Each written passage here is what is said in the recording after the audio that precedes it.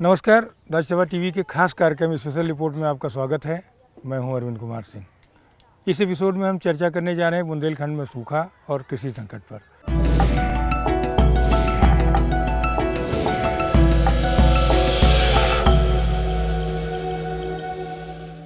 बुंदेलखंड के तमाम इलाकों की स्थिति बहुत ही नाजुक है। ज़्यादातर इलाकों में जल स्रोत सूख गए हैं।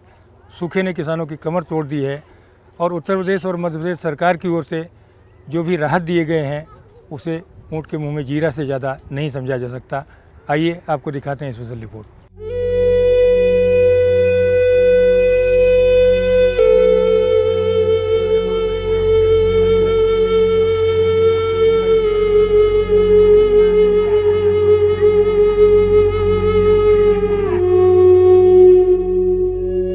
ये है यूपी के झांसी जिले का गांव गंजा चितावत।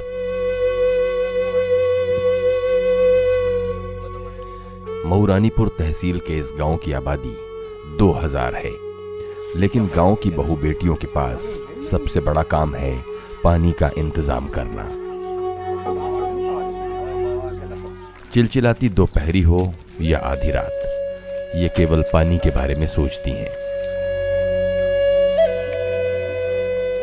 तमाम बेटियां पानी ढोते हाँफती जाती हैं।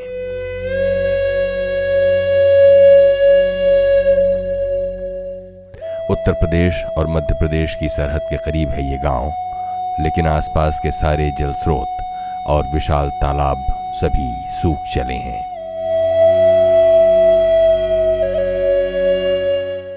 बहुएं अपने मायके वालों को कोस रही हैं। बुंदेलखंड का यही गांव उनकी किस्मत में आखिर क्यों चस्पा हो गया।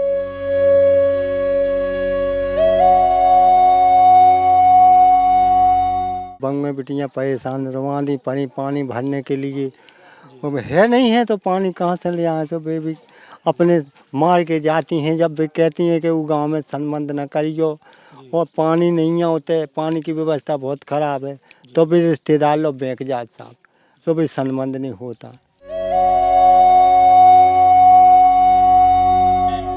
लेकिन ये कोई आम गांव नहीं है।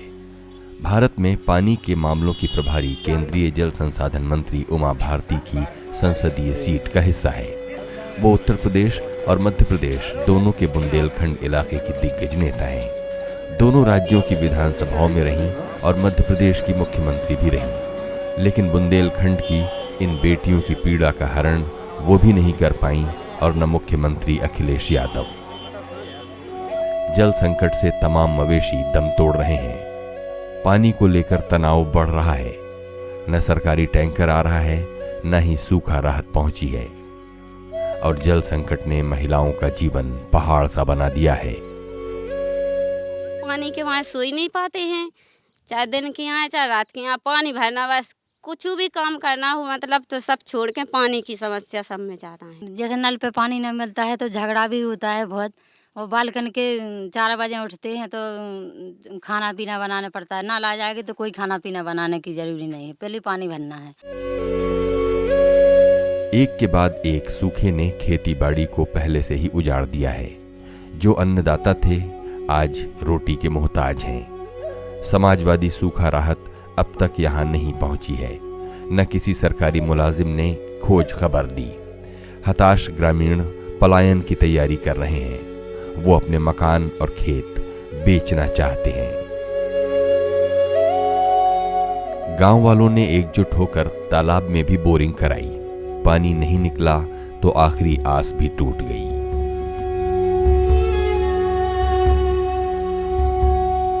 लगातार 3 सालों से ओलावृष्टि, अतिवृष्टि और ये सूखा, इन 3 सालों में किसानों की कमर की रीढ़ की हड्डी टूट चुकी है पूरी तरह।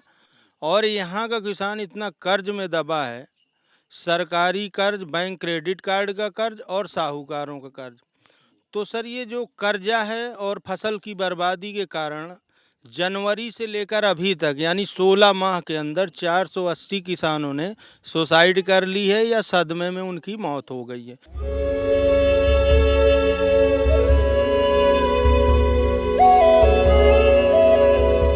भयावह जल संकट झेल रहे झांसी के 53 गांव वैसे ही छटपटा रहे हैं जैसे बिना पानी के मछली। कुछ गांवों में जिला प्रशासन ने टैंकरों से पानी देना शुरू किया है, लेकिन कंजा चेतावन जैसे कई गांव अभी भी सरकारी सहायता की बाट जोह रहे हैं।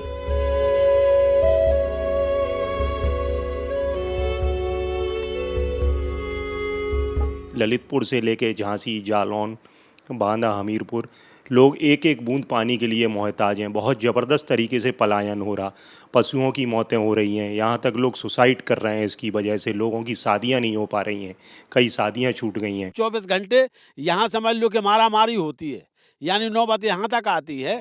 हाँ, औरतों की दिक्कत क्या है, इतनी दिक्कत है समझ लो कि यानी लड़ाई तो 24 घंटे, ये पता नहीं है कब किसकी किससे लड़ाई हो जाए।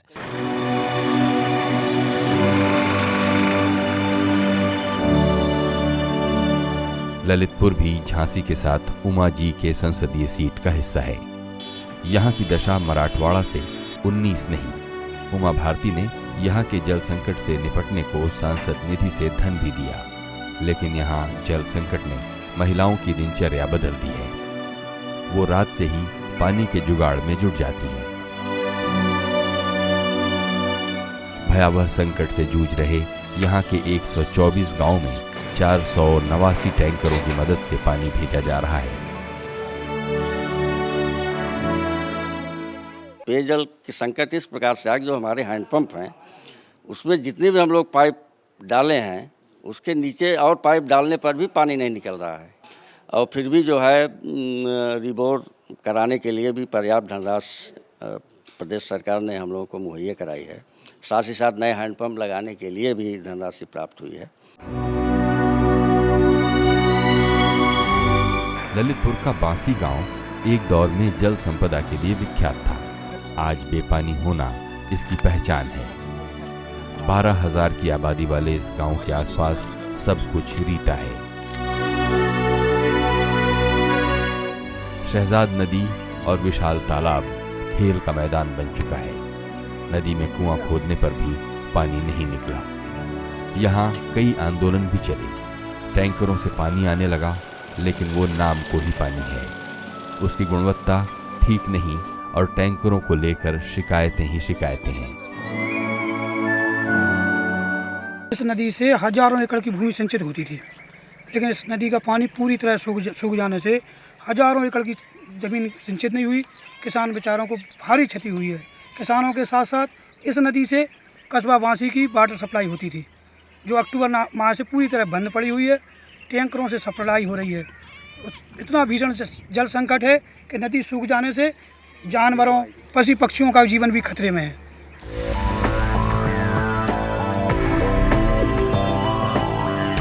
ऐतिहासिक तालबेहट के आसपास का इलाका भी जल संकट से जूझ रहा है। यहीं के राजा मर्दन सिंह ने रानी झांसी के साथ अंग्रेजों से लोहा लिया था। तालबेहट का शानदार किला और उससे लगी मानसरोवर झील अपनी जगह कायम है। पानी की कमी से बोट क्लब बंद हैं। मछली पालन का ठेका लेने वाले भाग्य को कोस रहे हैं। उनका काफी निवेश डूब गया। किसानों की दशा तो सबसे खराब है। तेरई गांव सभा के लक्ष्मण अपनी व्यथा कहते हुए भावुक हो जाते हैं। एक विकलांग बेटे के साथ वो खेती में जूझ रहे हैं। सब कुछ चौपट, फिर भी कोई राहत अब तक नहीं मिली है। न मदद मिली हमको, और सूखा है, फसल खत्म है, हाथी नहीं, कुछ नहीं है। यहाँ कोई खाने के लिए नाज गल्ला नहीं है। पेट के लिए, खाने के लिए मिल जाए तो मजदूरी है, और क्या है। सूखा है, गोश्त से पैसे मिल जाए तो गल्ला लेके रख लेंगे, बारिश से पाए खाएंगे पिएंगे।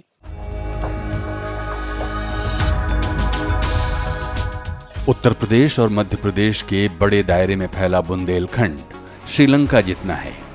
दोनों इलाकों में कई समानताएं हैं। इसी नाते दो हिस्सों में बंटने के बाद भी बुंदेलखंड में अनूठी भावनात्मक एकता कायम है। ये वीर भूमि और आन बान के लिए मर मिटने वालों की धरती है। भगवान राम ने यहीं अपने वनवास के 12 साल काटे और पांडवों ने अज्ञातवास। चंदेलों और बुंदेलों ने इस अंचल की शान को बढ़ाया। खजुराहो से लेकर 200 से अधिक किले और तमाम निशान कायम हैं।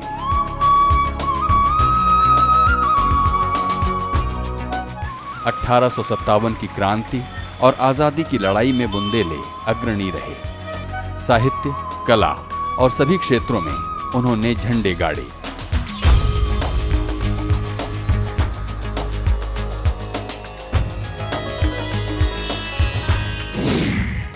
बुंदेलखंड में जो जिले शामिल हैं, उनमें उत्तर प्रदेश के 7 जिले, झांसी मंडल के झांसी, जालौन और ललितपुर, चित्रकूट मंडल के बांदा, चित्रकूट, हमीरपुर और महोबा। मध्य प्रदेश के 6 जिले, ग्वालियर मंडल का दतिया जिला, सागर मंडल का छतरपुर, दमोह, पन्ना, सागर और टीकमगढ़।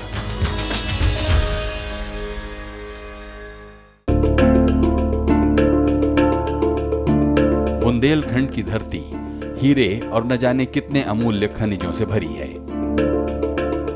यहां से भोपाल और लखनऊ को भारी रकम जाती है। कभी यहां 37% इलाके में जंगल थे, लेकिन आज पहाड़ियां नंगी हैं। रात दिन की खनन गतिविधियों ने बड़ा सत्यानाश किया। अवैध खनन के साथ 200 फुट नीचे तक पहाड़ खोदे जा रहे हैं। हमारे पूर्वजों ने और भी जगह सभी पूर्वजों ने जो प्लान करके जो चीज़ें बनाई थी, वो बड़ी सिस्टमेटिक और बड़ी प्लान वे में बनाई थी। बीच में ऐसा समय आया कि लोगों ने ध्यान दिया नहीं है, सरकार ने ध्यान नहीं दिया, तो उसकी वजह से कहीं ख़त्म हो गए हैं, कहीं बंद हो गए हैं। अब ऐसे बंद हो गए हैं कि अब उनका पता ही नहीं चलता कि कहाँ से थे, कहाँ नहीं थे।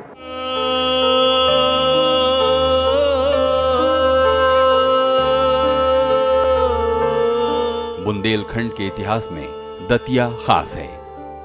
शानदार धरोहरों और तालाबों से घिरी दतिया में पीतांबरा पीठ का दर्शन करने भारी भीड़ उमड़ती है।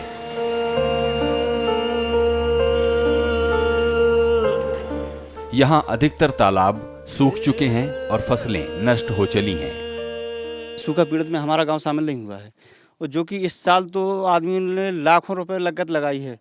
मैं भी अपनी खेती में 1,35,000 रुपये लागत लगाकर 13 कुंटल गेहूं पैदा किया सर, जिसकी 1,35,000 का गेहूं मैं खरीद के रखता तो शायद 10 साल खाता।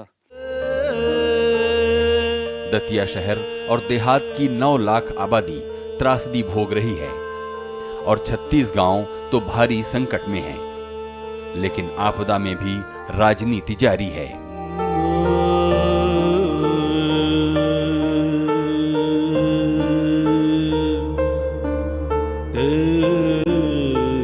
उत्तर प्रदेश हो या मध्य प्रदेश, दोनों राज्यों में 13 जिलों में फैले बुंदेलखंड की स्थितियाँ बहुत ही नाजुक होती जा रही हैं। ज़्यादातर इलाकों के जल स्रोत सूख गए हैं और आदमी हो या जानवर, किसी के लिए पीने के लिए बेहतर तरीके से पानी सुलभ नहीं है।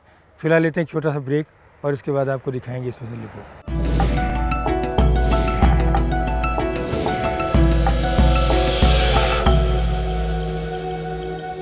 ब्रेक के बाद आपका स्वागत है। आप देख रहे हैं हमारा खास कार्यक्रम स्पेशल रिपोर्ट और मैं हूं अरविंद कुमार सिंह। हम चर्चा कर रहे हैं बुंदेलखंड में सूखा और जल संकट की। अलग अलग कालखंडों में बुंदेलखंड में राजाओं ने कई शानदार तालाब बनवाए, बावड़ियाँ बनवाईं और एक से एक जल संचय के इंतजाम किए। समय के साथ वो धूमिल होते चले गए और शायद इसी नाते बुंदेलखंड में सूखे का संकट और गहराता चला गया है। ज़रूरत है इनके बेहतर प्रबंधन की।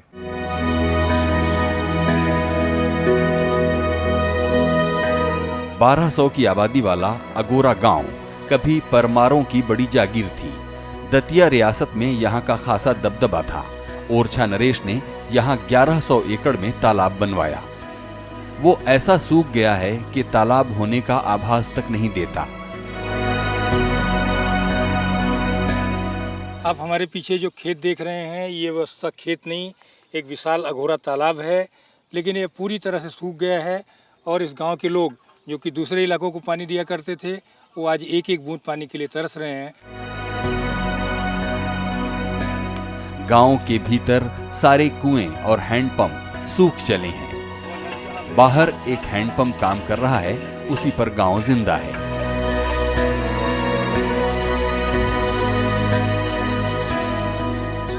बहुत दूर से पानी भरने आना पड़ता है, पढ़ने के लिए भी टाइम नहीं मिलता है इसके लिए। इतने आधा किलोमीटर से हम पानी भरने आता, कभी कभी नल भी ख़राब हो जाते हैं तो बहुत दिक्कत है। पानी के लिए भी थोड़ा थोड़ा पीने के लिए मिलता है। छतरपुर की अलग शान है। ये खजुराहो और कई शानदार धरोहरों वाली वीर छत्रसाल की नगरी है। भारी जल संकट से जूझ रहा ये जिला टैंकरों से प्यास बुझा रहा है। शानदार तालाब बेपानी हैं। कई तालाब अतिक्रमण से तबाह हो गए। वहीं बावड़ियां कूड़ा घर में तब्दील हो गईं। छतरपुर में करीब 1 दर्जन से ज़्यादा बावड़ियां हमने कचरा घर में बदल ली। तालाबों पे हमने अतिक्रमण कर लिया, तो जल स्तर बनेगा कहाँ से।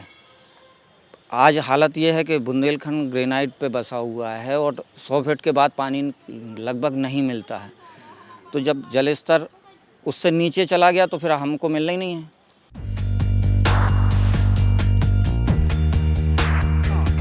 छतरपुर का नौगांव शहर लातूर बनने से बच गया। अंग्रेजी राज में यह सत्ता का बड़ा केंद्र और 1947-48 में विंध्य प्रदेश की राजधानी रहा। यहाँ के 70,000 लोगों की प्यास बुझाने वाली धसान नदी जनवरी में ही सूख गई। फिर बोरवेल सूखने लगे। धसान में 5-6 जगहों पर बोर कराना बेकार रहा। रोज 24 लाख लीटर पानी की जरूरत थी, लेकिन सिर्फ 2 लाख लीटर का जुगाड़ हो पाया। नगरपालिका ने जलदान अभियान से पानी जुटाने की कोशिश की।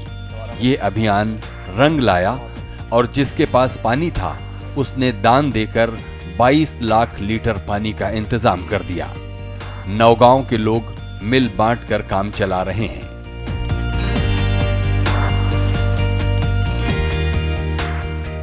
हम लोगों ने अपील की नौगांव से कि साहब की जलदान से बड़ा इस समय कोई महादान नहीं है। लोग निकल के आए, उन्होंने अपने बोर स्वेच्छा से नगर पालिका को दे दिया। उसके बाद इसी दान के द्वारा हम लोग 24 लाख लीटर पानी इकट्ठा करके समबैलों से सीधा नलों द्वारा आज भी दे पा रहे। इतनी विषम परिस्थितियों में सूखे के बाद भी आज नौगांव में कहीं भी जल संकट नहीं दिखाई पड़ रहा है।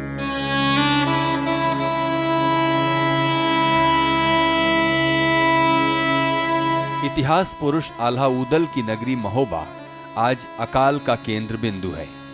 तभी रेलगाड़ी से पानी लाना तय हुआ। राजनीति गरमाने लगी और वो पानी नहीं आया। शानदार तालाबों वाला महोबा आज टैंकरों का मोहताज है।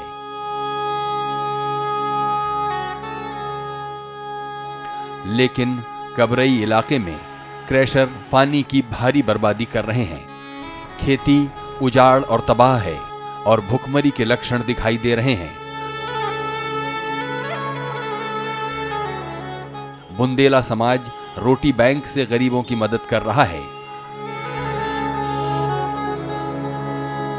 कठिन दौर में अकाल पीड़ितों पर बिजली के भारी भरकम बिल किसी वज्रपात से कम नहीं है।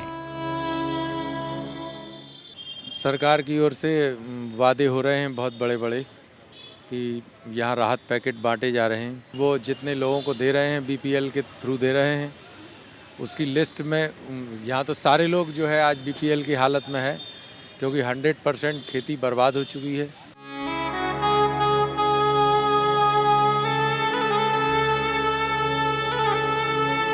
महोबा का मशहूर देसावरी पान भी आखिरी घड़ियां गिन रहा है। कई देशों में इसकी मांग रहती है। पान एक नाजुक फसल है और इसे उगाने में खासी लागत लगती है। पहले यहां पान 500 एकड़ में होता था, आज सिमट कर 45 एकड़ पर आ गया है। पान किसान सरकारी मदद के मोहताज हैं। वो फसल बीमा से भी बाहर हैं।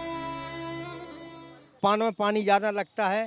सरकार अगर चाहे तो मनरेगा से हम लोग की व्यवस्था भी कर सकती है, लेकिन कहीं कोई सुनाई नहीं, ना पान के लिए कोई सुनता है। और पान किसान की ये हालत हो गई है कि अपने दैवीय आपदा और संकट की वजह से कि भुखमरी की कगार पर पहुंच गया और तमाम लोग पलायन कर गए। यहाँ पर जो है लगभग जो है करीब 400-500 परिवार, किसान परिवार जो है आश्रित हैं और बहुत सारे लोग तो पलायन कर गए बड़े बड़े महानगरों की तरफ अपनी रोजी रोटी के लिए।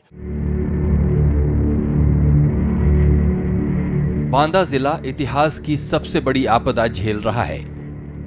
यहीं सबसे अधिक किसानों ने आत्महत्याएं भी की हैं। 15 लाख से अधिक की आबादी बेहाल है। दलित नत्थू की भूख से मौत ने सबकी आंखें खोल दी। पहले इस पर पर्दा डालने की कोशिश हुई, अब जांच चल रही है। एक तरफ बीमा होता है, अगर कोई हवाई जहाज में मर जाए तो 4 करोड़ 5 करोड़ मिलता है।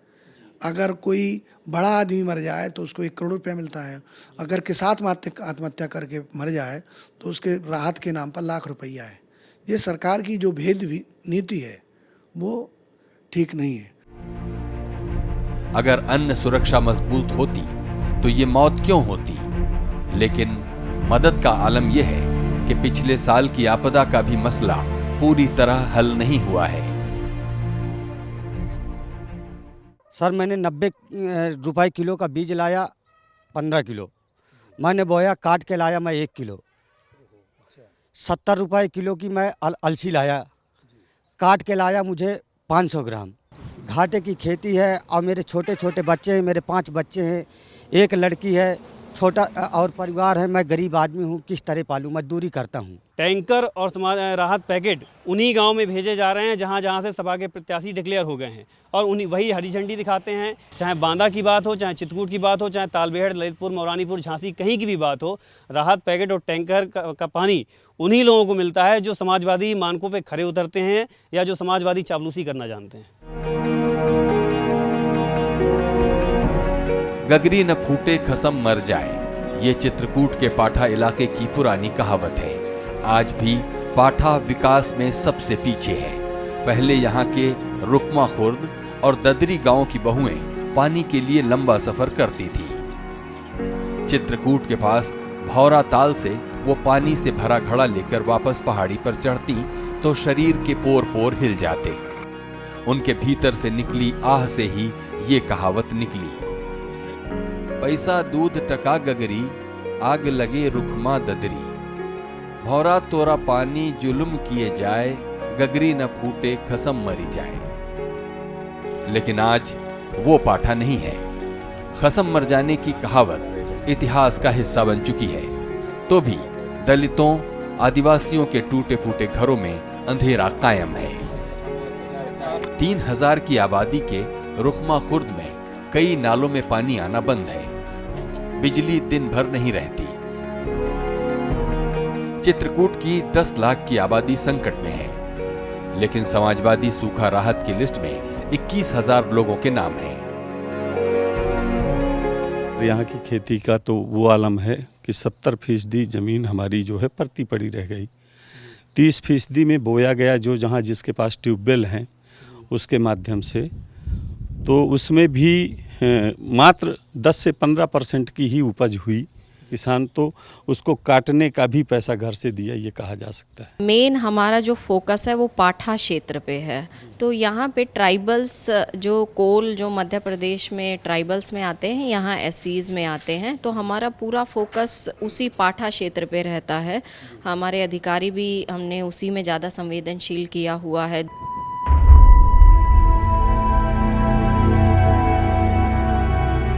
बुंदेलखंड का अकाल से पुराना नाता है। सन 1873 के देशव्यापी अकाल की शुरुआत यहीं से हुई। 18वीं और 19वीं सदी में 16 साल पर सूखा पड़ा, लेकिन अब सूखे का वेग 3 गुना बढ़ गया है। 1987 के बाद ये 19वां सूखा है। राहत के दावे बड़े बड़े हैं, लेकिन हालात की विकरालता पर स्वराज अभियान के नेता योगेंद्र यादव की टीम ने जो सर्वेक्षण कराया, उससे यूपी और मध्य प्रदेश दोनों की पोल खुल गई। बेहतर परिवारों में भी भुखमरी और कुपोषण, अन्ना प्रथा में अचानक बढ़ोतरी, चारे की कमी से जानवरों की मौतें, मनरेगा से औसतन 10 दिन की मजदूरी भी नहीं, गरीबों के लिए अन्न सुरक्षा का अभाव। जब किसान के पास खेत नहीं रह जाता है तो वो अपने ही जगह पर खेत मजदूर हो जाता है। जब मजदूरी भी दुर्लभ हो जाती है तो वो शहर को पलायन कर जाता है, और इस तरह से वो अपने घरों को छोड़कर इधर उधर फिरते हुए कभी लौट करके घर आते। बहुत बड़ी समस्या है, सूखा एक बहुत बड़ी समस्या है।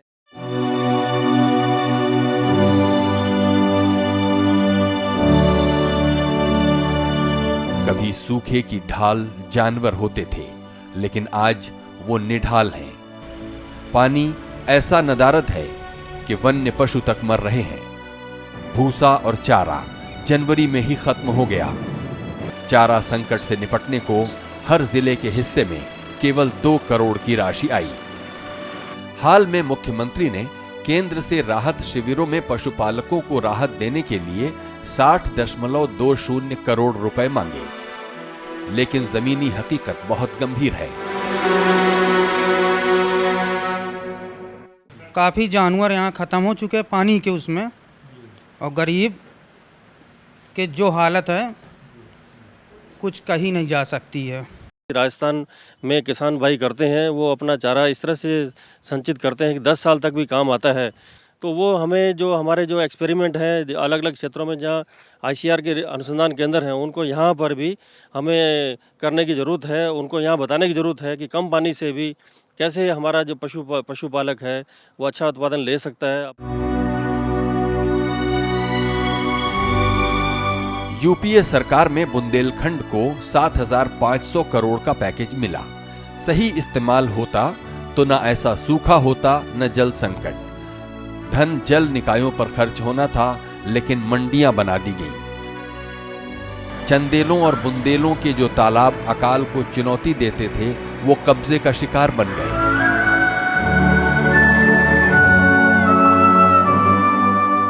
तालाब जो हैं उनको फिर से उनकी सफाई की जाए, उनका कैचमेंट एरिया वो किया जाए, उनके किनारे से बस्तियां हटाई जाएं दूर तक, तो जीवन फिर लौट सकता है। प्यास लगने पर सरकारें कुआं खोद रही हैं। मीटिंगों का दौर जारी है और आरोप प्रत्यारोप का भी। प्रधानमंत्री यहां की हालत पर चिंतित हैं। उन्होंने अखिलेश यादव और शिवराज चौहान से बैठक कर हालात को जाना परखा है। यूपी ने 10,000 करोड़ रुपए और 10,000 टैंकर मांगे हैं। क्या बुंदेलखंड की यही नियति है, या फिर सरकार और समाज मिलकर इस तस्वीर को बदल देगा?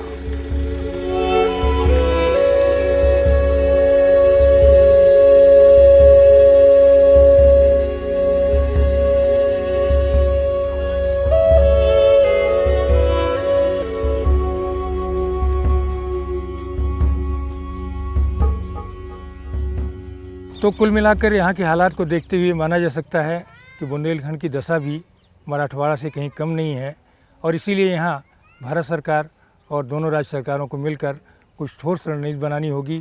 खासतौर पर यहाँ के कृषि संकट से निपटने के लिए बहुत कुछ काम करना होगा। इस एपिसोड में फ़िलहाल यहीं तक, आगे मिलेंगे किसी और खास एपिसोड के साथ। तब तक के लिए धन्यवाद।